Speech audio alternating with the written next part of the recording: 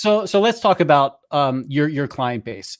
You have huge brands with millions and millions of subscribers on their lists, and when they're doing campaigns, it's a lot of messages getting sent at one time. And Tatango is able to offer their services because you have high throughput, right? You can make sure that millions of messages are delivered in a really short period of time.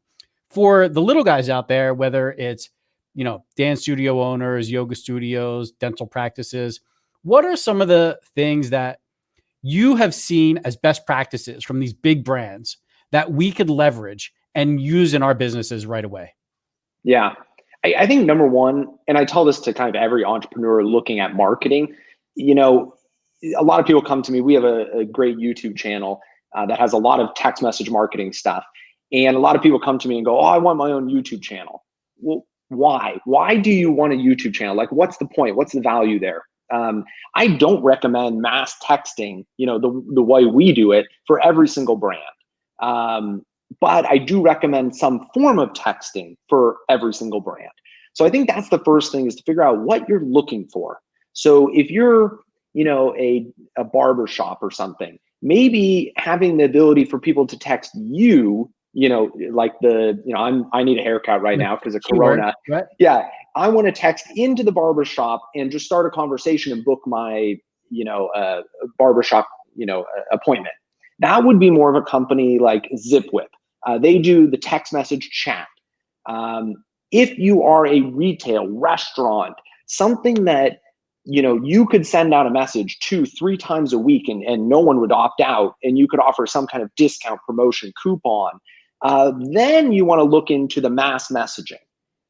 Then there's also the people that maybe they have a mobile app like Uber, and they just need to send a text message when your car's outside.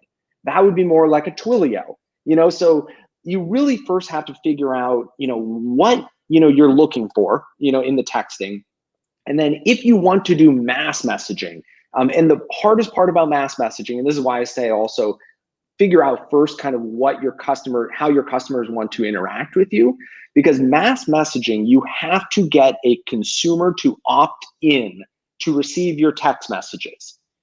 The opt-in is the hardest thing to get from a consumer, because you're essentially taking their phone number and saying, hey, can I text message you in the future? And a lot of consumers are like, no, I only reserve that for my friends and family and maybe 1 or 2 brands that I'm obsessed with. But, so you're trying to get in, you're trying to slide in the DM, as I try to say, for that consumer. So if you're like and I hate throwing them under the bus, but like if you're a hot tub dealership, you sell hot tubs. Like, I don't think personally I'm going to opt in to hear from a hot tub dealership 3 times a week, like in a mass message. Car dealerships, maybe for service, but I don't want to hear about the brand new Ford every week for the next 3 years. It doesn't make a lot of sense. But a restaurant, retail, e-commerce, even sports teams, like, sending out sports scores or, ticket, discounts would be really interesting. So again, the first thing is getting that opt-in. Now, the number one thing I honestly tell people, if you're not willing to do this, just don't do mass texting, because it won't work for you, is to incentivize the opt-in. So what I mean by this is, if you say, if you have a big banner outside your restaurant and it says, join our SMS club for the best discounts in town, that will get some people to opt in. But honestly, it's not going to grow your list any bit as fast as really you need for the ROI to make sense for you. If you're paying kind of per month on the software and then you're paying per message, what you have to do is you have to incentivize the opt-in. That usually means, get 20% off your next purchase, get a free cookie, if you sell cookies on the side or something, or a free drink or an upgrade. So the way that you structure it, and it's very simple, and I tell every single person from the biggest brand to the smallest brand, is you say the incentive first. So I'm just going to paint it kind of up here. Yep. You say, get a free cookie. That should be the biggest freaking thing on that sign, because, it attracts people. You see this with McDonald's advertising. They say, supersize, and then they explain kind of how to get the supersize, but they say supersize up front. So you say, get a free cookie. Okay, that's the promo. Then you say the qualifier, when you join our mobile campaign or SMS VIP club, whatever you call it, I really haven't seen that much difference in terms of opt-in rates if you call it really anything. So call it whatever you want. Now, be clear about that they're opting in, obviously. So really, really big. Let's say font 50 plus, here for the incentive, then font 20, for the when you join our mobile club. And then below it are the instructions. Text, whatever, pizza to 1, 2, 3, 4, 5. And then below that, all the legal CTIA wireless carrier stuff. Don't deviate from that. Like, that works so well for every kind of brand. Just do exactly what I told you.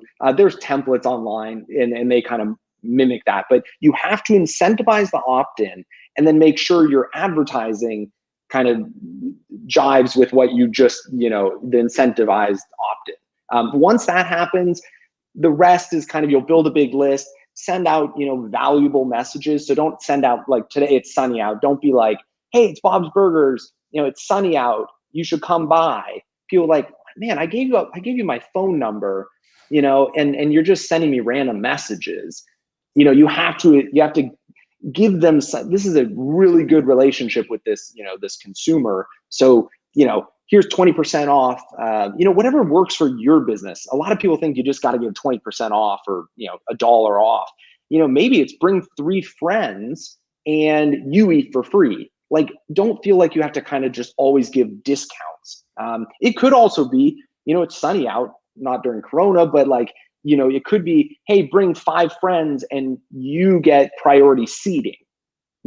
Anything like that. But there has to be some value. And I do not recommend copying, what you're posting on Facebook, email, social, because people then are going, well, why don't I just take back my phone number? I opt out.